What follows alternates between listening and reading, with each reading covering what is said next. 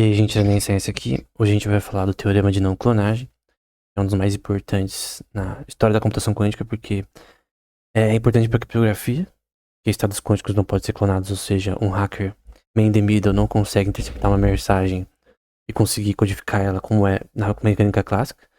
Então o próprio sistema de comunicação usando tecnologia quântica já tem questões de prever ataques man in the middle. Diferente da clássica, que, por exemplo, você manda uma mensagem de WhatsApp pra uma pessoa, tem criptografia no meio. Sem a criptografia, alguém que intercepta a mensagem usando um sistema de Wi-Fi focado em main in the middle, né? Um roteador main in the middle, pega a mensagem facilmente. Tem vários aplicativos que fazem isso. Você precisa de uma antena de Wi-Fi própria para isso, específica para essa questão. Então é uma parte importante, né? Que a gente vai ver posteriormente. Então, se a gente for falar de história, a gente está em 1982, primariamente. Mas vão ter artigos que é um pouquinho antes dessa parte aqui. Mas em 82, que foi o paper do Walter Zurich, que fundou essa questão, mas já tinha sido descoberta anteriormente por outro autor, que a gente vai ver, que eu acho que é o Derek, se não me engano. Então teve outro autor que descobriu antes o teorema da não clonagem e foi redescoberto posteriormente. A gente vai ver quais que são, né? Esse paper foi publicado na Nature, chama um estado quântico singular não pode ser clonado, pelo Walters e Zurich. E vamos dizer, se este segundo fóton pudesse ser replicado e sua precisa polarização mensurada como acima, seria possível dizer, por exemplo, o primeiro fóton seria sujeito ao mensuramento linear da polarização circular, que desse jeito o observador poderia transmitir a informação mais rápido do que a luz. Teve um episódio do podcast que eu vou até, talvez, remasterizar o áudio para publicar de novo do canal, sobre computação superlúmica e como é impossível. Eu escrevi sobre esse tema, eu creio que sobre computação quântica, que é um livro do canal, que é o único somente sobre esse tema. Em outros eu falei uma coisa ou outra, mas esse sobre computação quântica, o livro, né, quase umas 100 páginas, ele fala com mais detalhes dessa questão, analisando artigos históricos com relação a esse tema. Pessoas que defendiam comunicação superlúmica usando a teoria quântica, né? Mas na verdade é impossível. É impossível você trafegar usando entanglement a informação mais rápida do que a luz, violando assim a relatividade. É claro que o entanglement ainda é não local, mas tipo, ele altera o estado da outra partícula de forma não local, de forma sem ter que passar de um lado pro outro continuamente, no sentido aristotélico, mas enfim. Lembra dos spin das partículas? Esse é 1 sobre 2, 3 sobre 2, tem o que é um só, bósons. E você tem aqui esse ponto que pode ser uma partícula para cima ou para baixo quando elas estão em entanglement, né? Então tem uma partícula A e outra B ligadas. Tem que fazer direito isso aqui. B estão interligadas, uma dá para cima, outra vai dar para baixo. Sempre ortogonal esses dois estados. E se uma dá para baixo, outra vai dar para cima. Esse é o princípio que você tem que lembrar com relação a isso. Mas também pode ser para direita e esquerda, tá? Eu só tô dando um exemplo. Aqui a gente tem a Blocksphere, que o estado da partícula, vamos supor que seja pra cá. Ou pra cá. Pode ser pra qualquer lado aqui. E isso é importante. E aí você denota isso de forma trigonométrica.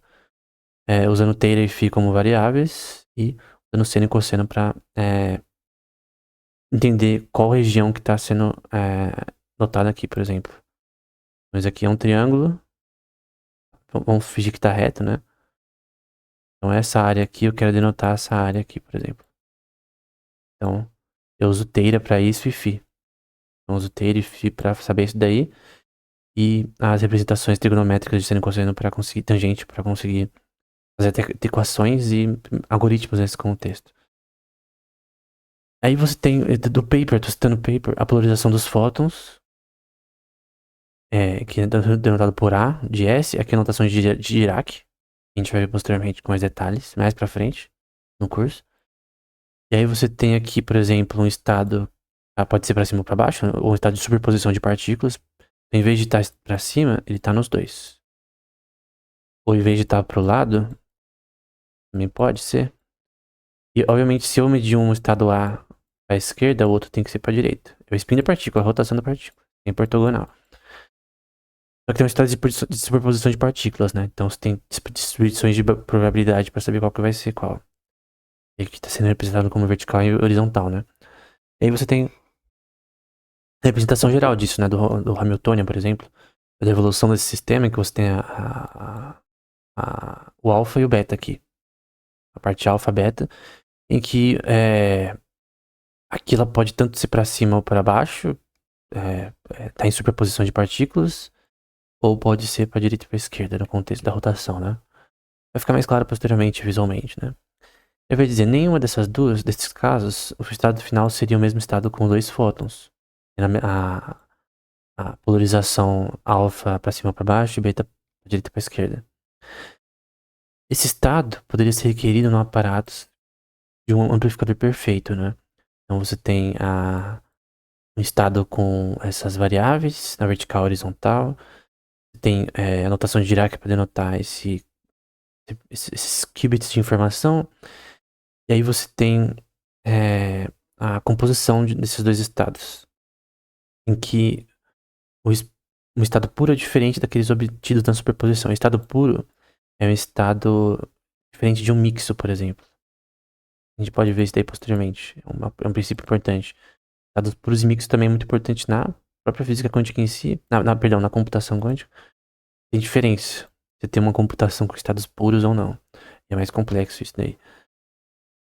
E qual que é o exemplo prático, né? Você tem uma impressora, por exemplo.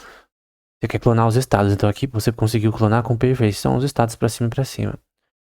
Porém, vamos supor que tem um cara meio indemido. Então tem o A, B, comunicando.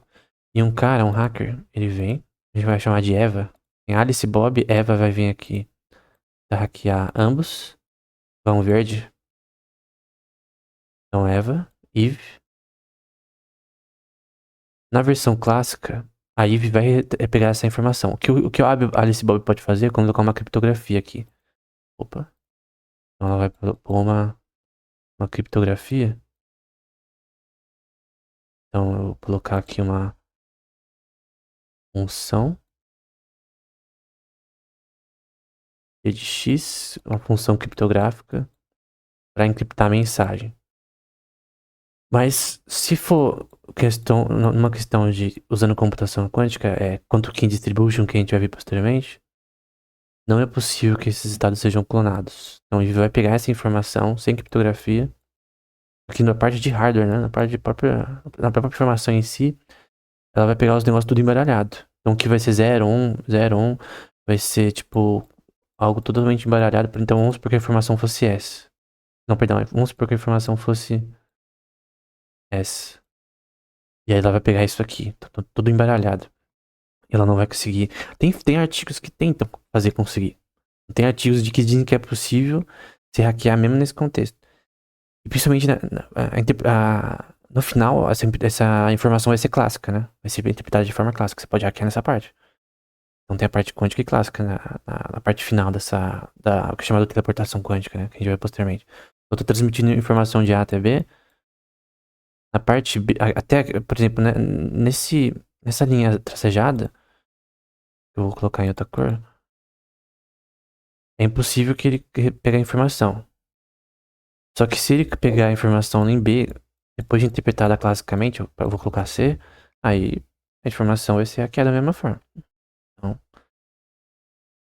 entre outras questões. Só que foi o James Park, na verdade, em 1969, no ano, talvez perto do mês, que foi redescoberto o paper do John Bell.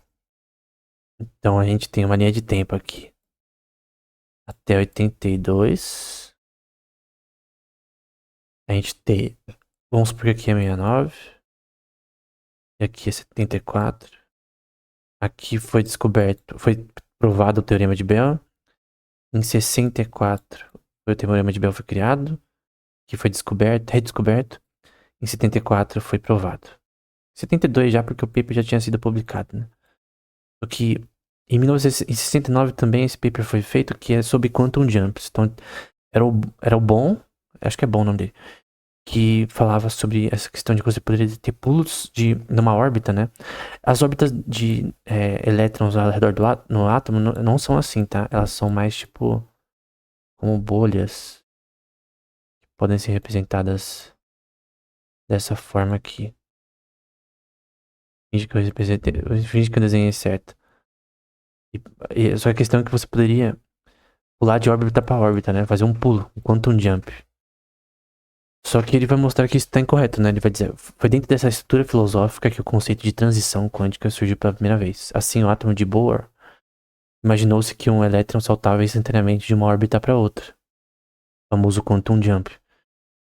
De acordo com o quantum, ele vai dizer também que, ao invés disso, essa função vai ser descrita como uma probabilidade de achar o sistema preparado inicialmente por psi, nesse estado AK. A gente tem psi, esses estados. Similarmente, psi foi casualmente evoluído para um estado psi de zero, sem intervenção pelo mensuramento. É interpretado que a probabilidade do sistema fez uma transição. Então a questão que ele está falando é a questão do quantum jump, né?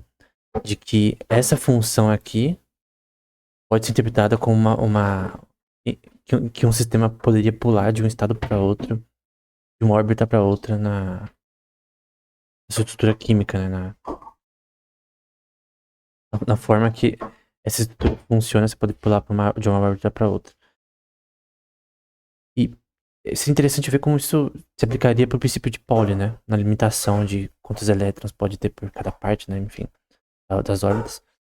Aí a conclusão, né? Além de demonstrar que a mudança de estado não pode ser considerada uma característica universal da outra dimensão, o brilhante exemplo também destrói outro mito quântico, né? A saber, que se o valor de um membro de um par de observáveis não comutativos for conhecido, o outro não pode ser medido sem destruir o valor certo do primeiro, né? Parece ter a ver com a colapso da função de onda, que a gente vai ver posteriormente. Só que o ponto é que quantum jump é impossível. Você não consegue pular de uma órbita para outra. Tem essa questão também do conceito de não clonagem, né? Do conceito de que você não consegue ter uma forma de realmente, né? De você clonar estados nesse contexto. Mas a probabilidade de obter mais um nesse eigenvalho de alfa pertence a sigma z mensurado e não em unidade. Então, ele vai representar dessa forma aqui. A diferença em interpretar essa função é a probabilidade, duas opções, né? A probabilidade do eigenvalho vai emergir do mensuramento, do ato de mensurar. Então, o ato de mensurar vai dar algo diferente, né? E a segunda, a probabilidade, depois do mensuramento, o sistema vai dar essa diferença física, né? A gente tem duas opções aqui. Na primeira, a gente tem a probabilidade do eigenvalho emergir no ato de mensurar. Então, no ato de fazer a medição, colocar como psi. E a segunda, eu vou colocar aqui embaixo, é a probabilidade de depois do mensuramento, né? Então depois, vamos colocar after o mensuramento, você achar essa diferença. Então, ele vai dizer que somente a primeira está correta, né? E tem esse paper que realmente tem a ver também com a questão de forma independente do Ulrich Zurich, com o teorema da não clonagem, né? Do Dix, que diz que comunicação mais rápida que a luz é impossível. Porque qual é a questão? Se fosse possível clonar estados, você poderia comunicar mais rápido que a luz. Você poderia ter a Alice e Bob. Vou arrumar isso aqui. Poderia ter Alice e Bob aqui. Vamos supor que no ato de a informação tá chegando até Bob, você tem uma forma de clonar os estados. Vamos supor que eu clone isso daqui. Então eu posso instantaneamente enviar a informação para Bob. Então se eu clonar esses estados aqui, as duas entanglement, posso clonar esses estados em trânsito. Então em trânsito eu posso clonar esses estados e aí poderia permitir uma comunicação mais rápida que a luz. Uma coisa impossível. Esse é o ponto. E em teleportação quântica você não tem essa questão. Não é mais rápido que a luz. É tão rápido quanto a luz, mas não mais rápido que a luz. Então, para B, a situação é, portanto, exatamente o mesmo quando A decide medir o componente do spin. De acordo com as quantidades de previsões mecânicas, não há, consequentemente, maneira de B descobrir, com base em suas medições, os resultados que A fez. Então, não tem como B descobrir o que A fez e vice-versa. Essa formação em trânsito. A mecânica quântica não permite comunicação superluminal, né? Nesse caso, seria impossível ter uma comunicação mais rápida que a luz. E aí tem a questão de teleportação quântica, né? Esse é o paper que fundou o tema em 1992. A gente vai falar mais posteriormente. Então, eles usam o nome pares de Einstein-Podolsky-Rosen nesse contexto. Não sei porquê. Esse nome teleportação não é teleportação no sentido de teleportação, tá? Você tem a informação de A até B, em que ela é meio que, entre aspas, destruída e reconstruída até B. É mais ou menos isso. Não é uma teleportação na prática. É mais ou menos assim, né? Você tem os pares EPR, A e B. E aí você tem essa reconstrução de um lado pro outro. Como a gente vai ver posteriormente. Tem um experimento que foi feito de La Palma até Tenerife, de 143 km. Não sei se já teve um maior já. Com certeza já. De contra-teleportation, de transmitir uma informação de um lado pro outro. Você pode representar essas informações em zeros e uns. Então, esse é o começo do que vai ser chamado de quantum internet, né? Você tem um sistema de roteadores, de comunicação mesmo, de internet, só usando teleportação quântica. E aí isso tudo tem a ver com quantum key distribution, né? Em que você usa a teleportação quântica, representando essa informação em zeros e uns, e usando alguns protocolos de criptografia, como o BB84 Protocol, que eu vou pôr aqui, BB84 Protocol. Aí você tem os spins das partículas, representando zeros e uns, em superposição e com entanglement, para representar essa questão. Então, essa é uma parte importante que a gente viu posteriormente. Essa imagem mostra na prática tudo que a gente viu, né? De uma forma simples. Então a gente já foi até aqui, 82. Dados quânticos não podem ser clonados. A gente foi desde 69. Um paper lá de Quantum Jumps. E dos papers com relação a isso. Do Zurich, do Derek. Nesse contexto. Então, basicamente é isso. Tem todo esse espaço de tempo com relação a essa teorema da não clonagem. E avanços subsequentes, né? Mas tem outras coisas tão importantes assim quanto o teorema da não clonagem. Mas esse daqui é um dos mais importantes para Quantum Information Theory e Quantum Information Communication, talvez o nome seria, né? Então era isso. Espero que esse vídeo tenha sido útil. Se houve algum problema no áudio, por favor, me avisem. E era basicamente isso. Então, teorema da não clonagem é extremamente importante para mutação quântica e também a questão de você ter essa teleportação seria uma forma de transmitir informação usando a entanglement. Então é isso, até o próximo episódio.